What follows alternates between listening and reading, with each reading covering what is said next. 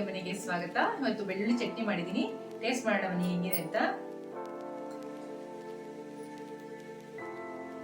ಚಟ್ನಿ ಅಂತೂ ಸೂಪರ್ ಆಗಿದೆ.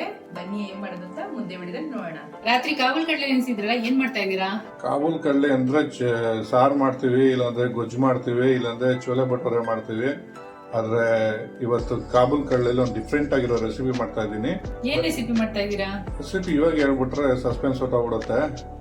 ಇವಾಗ ನೋಡಿ, ರಾತ್ರಿ ನೆನೆಸಿಟ್ಕೊಂಡಿರೋದಕ್ಕೆ ಚೆನ್ನಾಗಿ ನೆಂದಿದೆ. ಇದು ಕುಕ್ಕರಲ್ಲಿ ಹಾಕೊಂಡು ಒಂದು ಪಿಂಚ್ ಅಡಿಗೆ ಸೋಡಾ ಹಾಕೊಂಡು ಇದು ಬೇಗ ಬಿಟ್ಬಿಡೋಣ. ಇವಾಗ ಒಂದು ಕುಕ್ಕರ್ ತೊಗೊಂಡು ನೆನೆಸಿರೋ ಕಾಬೂಲ್ ಕಡಲೆನೆಲ್ಲ ಹಾಕೊತಾ ಇದ್ದೀನಿ. ಇದಕ್ಕೊಂದು ಪಿಂಚು ಅಡಿಗೆ ಸೋಡಾ. ಅಡಿಗೆ ಸೋಡಾ ಏನಕ್ಕೆ ಹಾಕೊಳ್ಳೋದು? ಅಡಿಗೆ ಸೋಡಾ ಏನಕ್ಕೆ ಹಾಕೊಳ್ಳೋದು ಅಂದರೆ, ಈ ಕಾಬೂಲ್ ಕಡಲೆ ಆಗಲಿ ಬೇರೆ ಒಣಗಿದ ಕಾಳುಗಳು ಚೆನ್ನಾಗಿ ಬೇಯಬೇಕು ಅಂದರೆ, ಎಷ್ಟೇ ನೆನೆಸಿಟ್ಟಿದ್ರು ಬೇಗ ಬೇಯಬೇಕು ಅಂತಂದರೆ ಒಂದು ಪಿಂಚು ಹಿಂಗೆ ಸೋಡಾ ಹಾಕೊಂಡು ಬೇಯಕ್ಕಿಟ್ರೆ ಚೆನ್ನಾಗಿ ನೀಟಾಗಿ ಬೇಯುತ್ತೆ. ಅದಕ್ಕೋಸ್ಕರ ಹಾಕೊತಾ ಇದ್ದೀನಿ. ಇದಕ್ಕೇನು ಉಪ್ಪು ಬೇಡವಾ?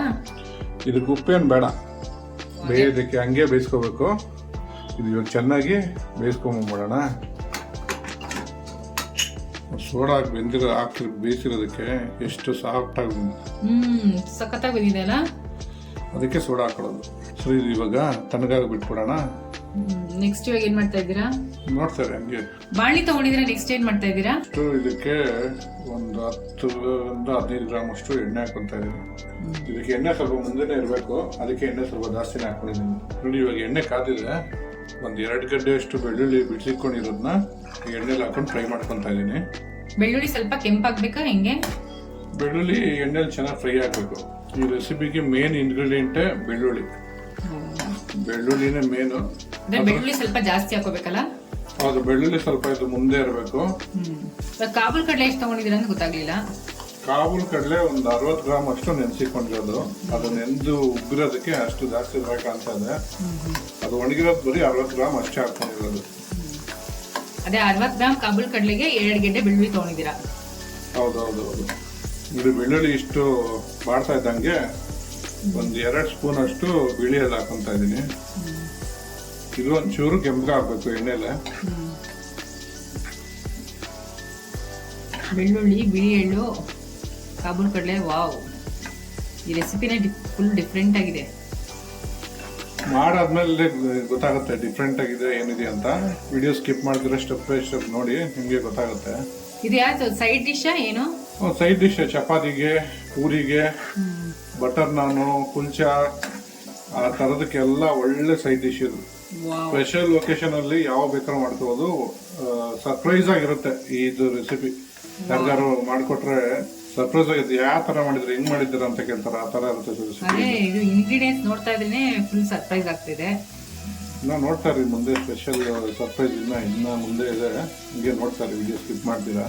ನೋಡಿ, ಚೆನ್ನಾಗಿ ಇದನ್ನು ಚೆನ್ನಾಗಿ ಫ್ರೈ ಆಗಿದೆ ಎಣ್ಣೆಯಲ್ಲಿ. ಇವಾಗ ಸ್ಟವ್ ಆಫ್ ಮಾಡ್ಕೊಬಿಡೋಣ. ಇದು ತಣ್ಣಗಾಗಬೇಕು. ನೆಕ್ಸ್ಟ್ ಏನ್ ಮಾಡ್ತಾ ಇದ್ದೀರಾ? ಇವಾಗ ಒಂದು 2 ಟೇಬಲ್ ಸ್ಪೂನ್ ಅಷ್ಟು ಜೀರಿಗೆ ತಗೊಂಡಿದ್ದೀನಿ. ಅದನ್ನ ಹುರ್ಕೊಂತಾ ಇದ್ದೀನಿ. ಕೆಂಪಗಾಗಂಗ್ ಹುರ್ಕೋಬೇಕಾ? ಹೌದು, ಇದು ಕೆಂಪು ಹಾಕೊಂಡು ಹಾಗಂಗೆ ಹುರ್ಕೊಂಡು ಇದನ್ನ ಪೌಡರ್ ಮಾಡ್ಕೋಬೇಕು. ಮಾಡ್ತಾರೋ ರೆಸಿಪಿಗೆ ಇದು ಹಾಕೊಬೇಕು, ಪೌಡರ್ ಮಾಡ್ಕೊಂಡು. ಅದಕ್ಕೆ ಇದನ್ನ ಚೆನ್ನಾಗಿ ಹುರ್ಕೊಂಡು ಪೌಡರ್ ಮಾಡ್ಕೋಬೇಕು. ಕೆಂಪಗೆ ಆಗ್ತಾ ಇದೆ ಅಲ್ಲ? ಕೆಂಪಾಗ್ತದೆ, ಸಿಡಿತಾ ಇದೆಯಲ್ಲ, ಆಗಿದೆ. ಇವಾಗ ಸ್ಟವ್ ಆಫ್ ಮಾಡ್ಕೊಬಿಡೋಣ. ತಣ್ಣಗಾಗಬೇಕಲ್ಲ ಇದು? ಹೌದು, ತಣ್ಣಗಾದ್ಮೇಲೆ ಪುಡಿ ಮಾಡ್ಕೋಬೇಕು ಇದನ್ನ.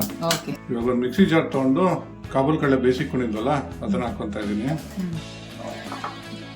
ತಣ್ಣಗಾಗಿದೆ ಅಲ್ಲ ಇವಾಗ? ಹೌದು, ತಣ್ಣಗಾದ್ಮೇಲೆ ಹಾಕೋಬೇಕು. ಬಿಸಿ ಇದ್ದಾಗ ಹಾಕೊಂಬಾರ್ದು, ತಣ್ಣಗಿದ್ದಾಗ ಹಾಕೊಬೇಕು. ಇವಾಗ ಬೆಳ್ಳುಳ್ಳಿನೂ ಎಳ್ಳು ಹುರಿದಿಕೊಂಡಿದ್ವಲ್ಲ ಅದು ತಣ್ಣಗಾಗಿದೆ. ಅದು ಎಣ್ಣೆ ಸಮೇತ ಹಾಕೊಬೇಕು. ಎಣ್ಣೆನೂ ಸೇರ್ಸಿ ಹಾಕೋಬೇಕು ಇದಕ್ಕೆ. ಸರಿ ಸರಿ ಸರಿ. ಇವಾಗ ಇದಕ್ಕೆ 1 ಸ್ಪೂನು ಹುರಿದಿರೋ ಜೀರಿಗೆ ಪೌಡರ್ ಪುಡಿ ಮಾಡಿ ಇಟ್ಕೊಂಡಿದ್ದೀನಿ, ಅದನ್ನ ಹಾಕೊಂತ ಇದ್ದೀನಿ. ನೆಕ್ಸ್ಟ್ ಏನ್ ಹಾಕೊಂತ ಇದ್ದೀರಾ? ಖಾರಕ್ಕೆ ಒಂದು 4ರಿಂದ 5 ಹಸಿಮೆಣಸಿನ್ಕಾಯಿ ಹಾಕೊಂತ ಇದ್ದೀನಿ. ಒಂದು ಸ್ವಲ್ಪ ಕೊತ್ತಂಬರಿ, ಒಂದು ಸ್ವಲ್ಪ ಕರಿಬೇವು, ಒಂದು ಈರುಳ್ಳಿ ಕಟ್ ಮಾಡಿ ಹಾಕೊಂತ ಇದ್ದೀನಿ. ಒಂದು ಅರ್ಧ ಟೇಬಲ್ ಸ್ಪೂನು ಬ್ಲಾಕ್ ಸಾಲ್ಟ್ ಹಾಕೊಂತ ಇದ್ದೀನಿ. ಬ್ಲಾಕ್ ಸಾಲ್ಟ್ ಇಲ್ಲ ಅಂದ್ರೆ? ಬ್ಲಾಕ್ ಸಾಲ್ಟ್ ರೆಗ್ಯುಲರ್ ಸಾಲ್ಟ್ ಹಾಕೊಬಹುದು, ಪರವಾಗಿಲ್ಲ. ಇದು ಹಾಕೊಂಡ್ರೆ ಟೇಸ್ಟ್ ಒಂಥರ ಡಿಫ್ರೆಂಟ್ ಆಗಿರುತ್ತೆ.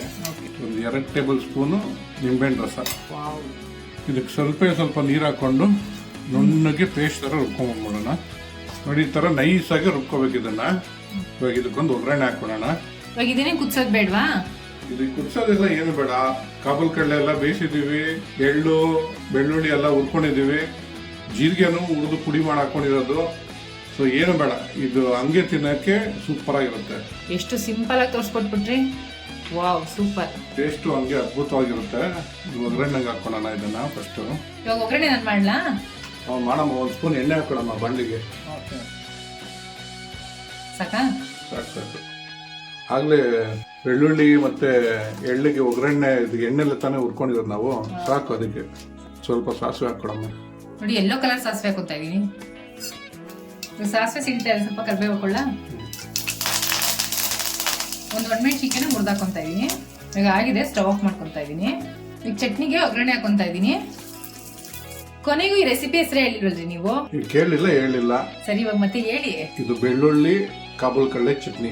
Wow, super. ಟ್ರೈ ಮಾಡ್ಬಿಟ್ಟು ಹೇಗಿತ್ತು ಅಂತ ಕಮೆಂಟ್ ಬಾಕ್ಸ್ ಅಲ್ಲಿ ತಿಳಿಸಿ. Thanks for watching our video. Thank you.